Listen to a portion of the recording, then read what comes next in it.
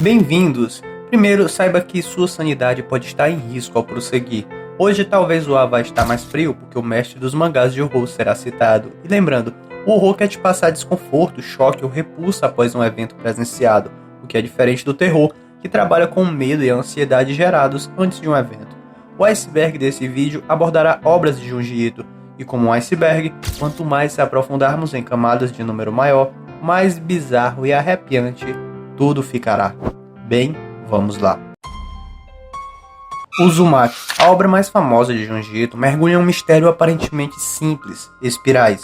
Com 19 capítulos, Uzumaki transforma um padrão visual em pura tensão psicológica. Tudo começa quando o pai do namorado da protagonista se torna obcecado por espirais, e logo essa forma começa a aparecer em todos os lugares da cidade. E o mais bizarro, não há monstro, uma entidade clara ou um vilão humano, só espirais. E isso basta para desencadear uma série de horrores, guerras de cabelo, pessoas desenvolvendo pavor irracional por espirais e o mais perturbador, gente literalmente se transformando em caracóis. Se for conhecer essa obra, fuja do anime. A adaptação é muito fraca, apressada e ainda deixou de fora uma das melhores histórias do mangá, a do Garoto Surpresa. E tem uma cena grotesca e memorável com um corpo em decomposição tão realista que talvez tenha sido cortada por ser demais até para TV. Enfim, recomendo fortemente o mangá, você não vai se arrepender. Tomie, capítulo da fotógrafa. Tomie é o nome que assombra todos que cruzam seu caminho, e o título de uma das criações mais icônicas de Junji Ito. A premissa parece simples, uma jovem linda, sedutora e absolutamente impossível de matar. Bem, essa lembrando foi a primeira obra do Junji Ito, e em cada capítulo a Tomie é morta, cortada de várias formas, e às vezes por ciúmes, ódio ou puro desespero. Mas ela sempre retorna, inteira, vivinha e mais perturbadora do que nunca. Sua presença corrói a sanidade das pessoas ao redor, despertando desejos obsessivos e impulsos violentos até dos mais calmos. Aqui temos uma história antológica. Quando não temos mini-arcos, são capítulos individuais. Bem, parece que pode ficar monótono e, de certa forma, alguns capítulos realmente são, mas tem uns que são destaque demais. Por exemplo, temos o capítulo do casal de velhinho, que eu gosto muito, mas o principal, o melhor pra mim, são os capítulos que envolvem a fotógrafa, onde a Tomie vai para uma escola e estraga a venda de fotos antiéticas de uma personagem. E essa mesma, mais na frente, tira fotos da própria Tomie, onde cada uma revela rostos bizarros e deformidades faciais que só uma câmera poderia captar e que, de fato, um humano normal não apareceria assim. Isso irrita a Tomie, que com sua manipulação, graças à sua beleza, começa uma caça às bruxas com a garota. E nós temos 3 capítulos focando nelas duas, se eu não me engano é o 2, 3 e 4 da série Tomie.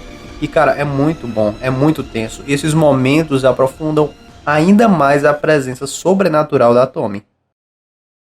Contos de Souichi, Sala de 4 Camadas. Souichi é um dos personagens recorrentes de Junji Ito. Ele é um garoto que mexe com magia negra e ele mistura humor com terror, assim como JJ. Nesse capítulo específico, o irmão de Souichi não consegue estudar para a prova devido aos barulhos que Souichi fica fazendo. Então ele pede para sua mãe e para seus pais para construírem um quarto totalmente fechado a barulho para que ele consiga se concentrar. Bem, para começar, o arquiteto e construtor que vai lá reformular o espaço do quarto parece um demônio, talvez manipulado pelo Souichi por magia negra. E isso faz muito sentido porque ele também se identifica com o Souichi e deixa o Souichi ajudar na construção. E juntos eles constroem um quarto absurdamente pequeno, com várias portas e camadas, e isso torna o conto bem claustrofóbico. E eu não recomendo se você não se sente bem com isso. Assim como muitas obras de Junji Ito, essa só está disponível em inglês. Contos de Souichi, Caixão. Nesse outro conto de Souichi, o avô dele falece, mas o bizarro é que o próprio Souichi ajuda o avô a construir seu caixão quando ele estava em vida. Ele é até repreendido pela família por isso, tanto o Souichi quanto o próprio avô, mas o avô, claro, em menor escala. O Souichi puxa a orelha dele, enfim. Mas acaba que a bizarrice acontece depois que o velho bate as botas, já que ele insiste em fazer um novo tipo de caixão para ser enterrado. Logo ele volta no pós-vida. Enfim, simplesmente Souichi. Contos de terror da Mimi. Essa é uma série baseada em histórias coletadas pelo país, principalmente pelos escritores Hirokazu Tsukihara e Shiro Nakayama. Então o Junji Ito adaptou essas histórias para mangá. Tem umas loucuras aqui que dão medo demais, sério. Tipo a vizinha silenciosa, A Mimi, que é a protagonista, no caso, ela parece ter um imã para maldições, demônios, fantasmas. Então você vai acompanhar histórias diferentes, casos diferentes, maldições diferentes. Então não é nada repetitivo. E tudo acontece ao redor dela, com amigos dela, com pessoas próximas ou com ela mesma diretamente. Inclusive tem livro só dos contos dela que é vendido aqui no Brasil. O que você tá fazendo dentro do armário, Soichi? Colmeia. Esse conto pode te dar um choque de realidade. Faz perceber que a obsessão pode levar algumas pessoas a fazerem coisas inimagináveis. A história acompanha um colecionador de colmeias. Ele está com a namorada na floresta e ela puxa assunto sobre seu hobby de colecionar colmeias. E ele, diferente de antes, não fala mais sobre isso, e ela acha tudo isso muito estranho e nos passa também essa sensação de que possui algo errado, mas não sabemos o que. De repente, uma vespa surge e ele larga a namorada para perseguir ela, mas com a vespa adentrando uma floresta, ele simplesmente desiste de sua caça e volta. E era um local que ele frequentava antigamente. Isso tudo deixa um ar ainda mais estranho. Então temos um flashback com ele conhecendo sua namorada, quando aparece um garotinho estranho e retira uma colmeia da casa da garota em plena luz do dia, sem nenhuma roupa de proteção, e assim fica com aquela colmeia para ele. Isso impressiona a todos, os vizinhos, a mãe da garota, a própria garota e ele também, que desperta uma inveja da conexão sobrenatural do garoto com as abelhas e posteriormente de sua bela coleção de colmeias. E aqui fica tudo mais estranho, mas claro, eu vou guardar segredos sobre o desenrolar dessa história. Hellstar Remina. Esse é um mangá, não apenas um conto, e no dia em que a filha do renomado astrônomo Tsuneo Oguro nasceu, ele fez uma descoberta que mudaria o destino da humanidade. Um planeta errante surgiu de um buraco de minhoca, a 16 anos-luz da Terra.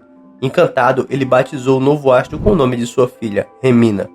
Mas o que parecia um milagre logo se revela um presságio do fim. O planeta Remina começa a se mover em direção à Terra à velocidade da luz. No caminho, destrói estrelas inteiras, deixando um rastro de escuridão e morte.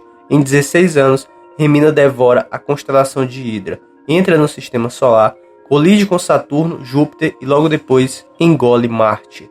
Quando finalmente se aproxima da Terra, a Lua é tragada como aperitivo. Nesse ponto, a humanidade já enlouqueceu. A sociedade desmorona, dando lugar a um culto apocalíptico que acredita numa teoria absurda. Se matarem a garota Remina, a humana, o planeta Remina talvez poupe a Terra. O caos toma conta do planeta, com a jovem sendo perseguida como um bode expiatório do fim do mundo, enquanto o verdadeiro horror cósmico se aproxima, faminto.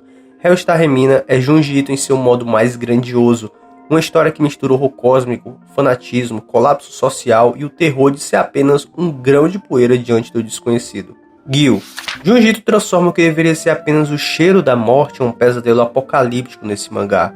Tudo começa com um odor insuportável, um fedor pútrido que parece anunciar algo terrível. Logo, criaturas bizarras emergem, peixes com pernas metálicas, afiadas e velozes que invadem a terra firme como se estivesse fugindo de algo, ou seguindo ordens. No começo são peixes pequenos, mas rapidamente surgem tubarões correndo pelas ruas, olha só que loucura, e até uma baleia gigante sobre pernas mecânicas.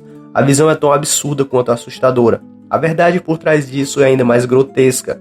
Essas criaturas são apenas carcaças, corpos mortos, presos a um tipo de máquina biomecânica com pernas de metal. E o segredo? Um tipo de gás gerado por germes que consomem o corpo em decomposição.